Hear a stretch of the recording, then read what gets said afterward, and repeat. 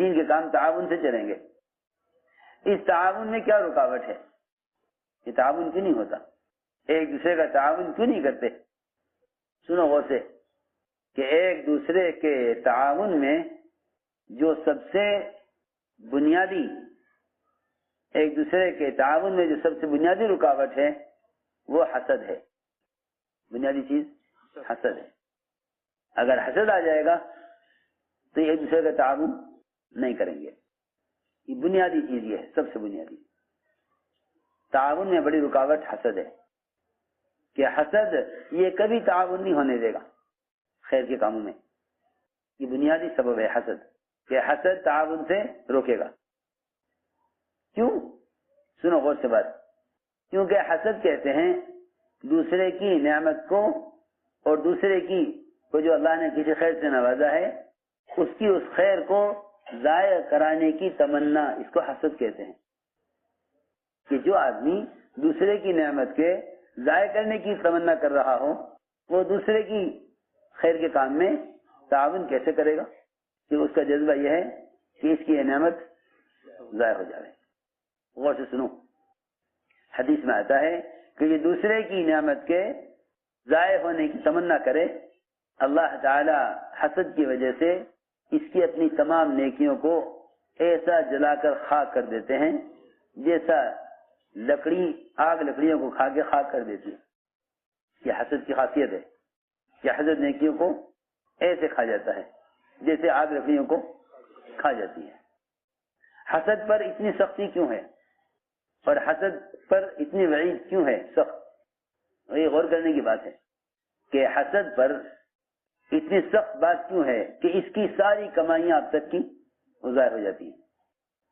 اس لیے ہے کیونکہ حسد کا خلاصہ اور حسد کا اصل مطلب اور معنی اللہ تعالی کی تقسیم سے اختلاف کرنا ہے. یہ میں آپ کو حسد کا اصل مطلب بتلا رہا ہوں. اللہ کی تقسیم سے اختلاف، اللہ کی تقسیم سے اختلاف، یہ حسد کا اصل مطلب ہے. سمجھے نہیں؟ یہ حسد کا اصل مطلب ہے کہ اللہ کی تقسیم میں اللہ کی تقسیم پر اعتراض. سنو غور سے، کچھ کہہ رہا ہمیں تو نے فلاں کو یہ کیوں دیا؟ حسد کا خلاصہ ہے یہ. لہذا ہم ان کے ساتھ نہیں رہیں گے. کیوں؟ ہم تو الگ چلیں گے. ان کے ساتھ چلیں گے تو ہماری حیثیت نہیں ہوگی. یہاں یہ حسد پیدا کرتا ہے. یہ حسد یہ بات پیدا کرے گا کہ آپ نے انہیں یہ کیوں دیا. سنو غور سے، مشرکین مکہ آپ کے دشمن، آپ کے دین کے دشمن، اللہ کے دشمن، مگر یہ کہتے تھے حسد کے طور پر کہ یہ قرآن ان پر کیوں نازل کیا گیا؟ یہ طائف اور مکے کی بستی کے کسی بڑے سردار پر نازل کیوں نہیں کیا گیا؟ تو اللہ نے فرمایا کہ یہ تو ہماری تقسیم ہے، یہ تو ہماری تقسیم ہے. ام یحسدون الناس علی ما آتاهم اللہ من فضلہ فقد آتینا آل ابراہیم الکتاب والحکمۃ وآتیناہم ملکا عظیما. کہ کیا یہ حسد کرتے ہیں اس پر کہ ہم نے قرآن محمد صلی اللہ علیہ وسلم پر نازل کیا ہے؟ تو یہ تقسیم تو ہماری ہے، ہم جس کو جو چاہیں دیں. مولانا ایسا فرماتے تھے کہ اللہ نے ابابیل سے ابرہہ کے لشکر کو ختم کرنے کا کام لے لیا، تو کیا تم ابابیل سے حسد کرو گے؟ چھوٹا پرندہ ابابیل، اس سے اللہ نے کام لے لیا. کیا کام لیا؟ ابرہہ کے لشکر کو ختم کرنے کا کام. جی ہاں، کوئی توپ، کوئی تلوار، کچھ نہیں. چند بہت چھوٹے پرندے، اس کے چونچ سے بہت چھوٹا کنکر، اس کی چونچ اتنی چھوٹی ہوتی ہے کہ بڑا پتھر تو اٹھا بھی نہیں سکتی. اٹھا کے اڑنا بھی ہے، پھر اڑتے اڑتے اس کو اتنی قوت سے مارنا ہے ہاتھیوں پر، وہ کنکر اس کی ہڈی اور گوشت سے پار ہو جاوے. یہ دکھلانا تھا کہ ہمارے یہاں کام لینے کے لیے صلاحیت شرط نہیں ہے. ہمارے یہاں صلاحیت شرط نہیں ہے. جب ان کا صلاحیت شرط نہیں ہے تو وہ جس سے چاہیں کام لے سکتے ہیں. تو آپ کو اس میں کیا دخل ہے اور آپ کو اس سے کیا انکار ہے اور آپ کو اس سے کیوں اختلاف ہے؟ میں یاد کرنا چاہتا ہوں کہ حسد، دیکھو میرے دوستو عزیزوں، خیر کے کام میں آگے بڑھنے کا ایک ہی راستہ ہے کہ خیر کے کام میں جہاں تک ہو سکے تعاون کرو. کسی خیر کے کام میں سے یہ کہہ کر تعاون مت چھوڑ دو کہ یہ کام ان سے کیوں لیا گیا, ہم سے کیوں نہیں لیا گیا. صحابہ کا مزاج یہ نہیں تھا. جب وہ کسی میں کوئی خیر دیکھتے اور کسی کو آگے بڑھتے دیکھتے تو اپنے آپ کو ان کے ساتھ کر دیتے. یہ حکم ہے قرآن کا, اتقوا اللہ وکونوا مع الصادقین, کہ اللہ سے ڈرو اور سچوں کے ساتھ ہو جاؤ. یہ حکم ہے. اس لیے میں نے عرض کیا کہ یہ تقسیم اللہ کی طرف سے ہے. اس تقسیم سے اختلاف حسد ہے. آپ نے یمنی تلوار نکالی, فرمایا یہ تلوار کون لے گا, تو عمر کھڑے ہوئے. حضرت عمر رضی اللہ تعالیٰ عنہ اس درجے کے آدمی ہیں کہ اگر آپ کے بعد ملک کا دروازہ کھلا رہتا تو عمر نبی ہو سکتے تھے. اس درجے کے آدمی ہیں. حضرت عمر نے ہاتھ بڑھایا, آپ نے ان کو تلوار نہیں دی, فرمایا نہیں. پھر فرمایا اس تلوار کو کون لے گا, تو حضرت زبیر کھڑے ہوئے کہ مجھے دیجیے. فرمایا نہیں. ایک پھوپھی کے لڑکے اور ایک خسر, اور دونوں پرانے. جی ہاں, قدامت بھی, پرانے بھی, اور قرابت بھی, رشتہ داری بھی, دونوں کو نہیں دی. پھر فرمایا اس تلوار کو کون لے گا جو اس کا حق ادا کرے. تو حق ادا کرنے کے نام سے یہ دونوں ڈر گئے. کون؟ تمہارے زبیر. دونوں ڈر گئے نا بھائی, حق ادا کرنا اپنے بس کی بات نہیں ہے. یہ تو بات سخت ہو گئی. اب تو پیچھے ہٹ گئے دونوں کہ حق نہیں ادا کر سکتے. تو کون لے گا حق کے ساتھ؟ تو ابو دجانہ کھڑے ہوئے, نئے صحابی, چھوٹے ان کے مقابلے میں. جی ہاں, آپ نے تلوار ان کو دے دی. وہ تلوار لے کر نکلے اور حضرت زبیر رضی اللہ عنہ سے دیکھ رہے تھے کہ ہمارے ہوتے ہوئے نئے آدمی کو کام کیوں دیا گیا. تو یہ نہیں کہ یہ ناراض ہو کے بیٹھ جاتے, ہم پرانے تھے, ہم بڑے تھے, ہم پہلے سے تھے, کچھ نہیں, کہ بھائی چھوڑ دو کیونکہ اب نئے لوگ آ گئے کام میں نئے لوگ آ گئے, اب چھوڑو. سنو غور سے بات. پرانے ذمہ داری کے اعتبار سے دماغ کا درجہ رکھتے ہیں اور نئے اپنی صلاحیتوں کے اعتبار سے اعضاء کا درجہ رکھتے ہیں. میری بات توجہ سننی پڑے گی.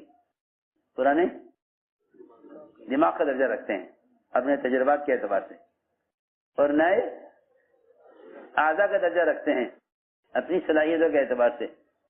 یہ تھا رشتہ پرانوں کا اور نئے لوگوں کا. پرانے کے پیچھے ہٹ گئے کہ یہ تو اب نئے لوگوں کا کام آ گیا, ہم سے کام لوگے تو کریں گے ورنہ نہیں. حالانکہ نئے اور پرانوں کا رشتہ یوں تھا جیسے دماغ اور اعضاء. دماغ کی پلاننگ ہوتی ہے, اعضاء کا استعمال ہوتا ہے, دماغ کچھ نہیں کرے گا, پلاننگ اس کی ہوگی اور محنت اعضاء کی ہوگی. یہاں اگر اعضاء کا دماغ کا جوڑ ختم ہو گیا تو اس کو فالج کہتے ہیں. دماغ کی ایک رگ میں ایک دانہ اٹکا ذرا سا, جی ہاں, اور پورا بدن بے ہوش. جی ہاں, بالکل بیکار. ہمارے ایک ساتھی کو ایسے ہوا, دماغ کا برین ہیمریج کیا کہتے ہیں, جی ہاں, وہ ہوا. 18 سال سے وہ بستر پر, 18 سال ہو گئے. آنکھ کھلی ہوئی ہے, بول نہیں سکتے, دیکھ نہیں سکتے, زندہ ہیں اور مردہ ہیں. بس یہ دیکھو, یہ دماغ کی ایک رگ میں خرابی ہے, بس پورا بدن بیکار ہے. میں ضروری بات کر رہا, پرانوں کی ذمہ داری ہے کہ وہ اپنی ذمہ داریوں کو پورا کریں. ہاں, یہ نہیں کہ وہ پیچھے ہٹ جائیں کہ نئے لوگ آ گئے, کہ نہیں, نئے لوگوں کی ضرورت ہے, یہ تمہارے اعضاء ہیں, تم ان کے لیے دماغ ہو. سنو, علی رضی اللہ تعالیٰ عنہ نے ایک بڑے میاں سے کہا تمہیں میرے ساتھ چلنا ہے. بڑے میاں نے کہا میں تو نہیں جا سکوں گا, میرا بیٹا جائے گا آپ کے ساتھ. میں تو نہیں جا سکوں گا, میرا بیٹا آپ کے ساتھ جائے گا. تو علی نے فرمایا لرأی شیخ احب الی من مشهد شاب, کہ ایک بوڑھے آدمی کی رائے میرے ساتھ ہو یہ مجھے زیادہ پسند ہے ایک جوان کے ساتھ ہونے سے. بوڑھے کی رائے میرے ساتھ یہ مجھے زیادہ پسند ہے ایک نوجوان کے ساتھ ہونے سے. لرأی شیخ احب الی من مشهد شاب, ایک بوڑھے آدمی کی رائے میرے ساتھ ہو یہ ایک جوان کے ساتھ ہونے سے مجھے زیادہ پسند ہے. تو پرانے دماغ کی طرح اور نئے اعضاء کی طرح. جی ہاں, دماغ کام نہیں کرے گا, اس کا کام پلاننگ ہے, جی ہاں, کہ بڑوں کو آگے رکھو، بڑوں کو آگے رکھو، جی ہاں بڑوں کو آگے رکھو، اور بڑوں کو چاہیے کہ محتاج بن کر چلیں، کیونکہ اگر ان کے ذہن میں یہ ہے کہ کام ہمارے بغیر نہیں تو اللہ ان کے سب کے بغیر کام کر کے دکھلاویں گے، ان کا کام الگ ہے، جی ہاں، کیونکہ کام بھی مستغنی ہے، اللہ بھی مستغنی ہے۔ کام کس کا ہے؟ پکی بات، کام اللہ کا ہے۔ جس کے ذہن میں خیال ہو کہ میرے بغیر کام نہیں ہوگا، اللہ اس کے بغیر کام کر کے دکھلاویں گے کہ میرا کام تیری ذات پر موقوف نہیں ہے، جی ہاں۔ یہ صحابہ سے کہہ دیا، ان سے صحابہ سے جن کو اللہ نے چنا تھا آپ کی صحبت کے لیے، ان سے کہا جو اللہ کے چنے ہوئے ہیں، اختارہم اللہ سبحانہ وتعالی لصحبت نبیہ، یہ فرمایا کہ اللہ نے ان کو چنا ہے اپنے نبی کی صحبت کے لیے، جی ہاں اللہ نے چنا ہے، اللہ نے خود چنا ہے، اور اللہ پھر بھی یہ فرما رہے ہیں کہ اگر تم صحابہ کام نہیں کرو گے اور نبی کا ساتھ نہیں دو گے، جی ہاں، تو اس سمجھ رہنا کہ پھر کون کرے گا، کہ پھر ہم دوسری قوم لائیں گے، ان تتولوا یستبدل قوما غیرکم۔ سنو غور سے کہ اللہ تعالیٰ تو آپ کی مدد کرنے والے ہیں ہر حال میں، اللہ تو آپ کی مدد کرنے والے ہیں ہر حال میں، اور جس کو اس بارے میں شک ہو کہ اللہ کے دین کی مدد نہیں ہوگی، اس کو چاہیے کہ وہ اپنے گلے میں پھندا لے لے اور خودکشی کر کے دیکھ لے کہ اس کا غصہ جاتا رہا یا نہیں۔ یہ قرآن میں فرمایا اللہ نے، من کان یظن ان لن ینصرہ اللہ فی الدنیا والآخرہ فلیمدد بسبب الی السماء ثم لیقطع فلینظر هل یذهبن کیدہ ما یغیظ۔ اس کے اندر جو غصہ ہے، الجھن اس بات کی، جی ہاں، کہ رسول کی مدد نہیں ہوگی یا کیسے ہوگی، اس کو چاہیے کہ وہ اپنا انجام یہ کرے کہ وہ چھت میں ایک رسی کا پھندا لٹکا لے اور اس میں گلا پھنسا کر، جی ہاں یہ قرآن کا ہے کہ جس کا خیال یہ ہو کہ اللہ اپنے نبی کی مدد نہیں کریں گے، اس کو چاہیے کہ وہ اپنے گلے میں پھندا لے کر خودکشی کر لے کہ اللہ اپنے نبی کی مدد نہیں کریں گے، اس کو چاہیے کہ وہ اپنے گلے میں پھندا لے کر خودکشی کر لے۔ اور میں عرض کر رہا تھا کہ تقسیم اللہ کی ہے، اللہ تعالیٰ جسے چاہیں کام لیں، یہ انتخاب اللہ کی طرف سے ہوتا ہے، اللہ تعالیٰ جسے چاہیں کام لیں، یہ انتخاب اللہ کی طرف سے ہوتا ہے۔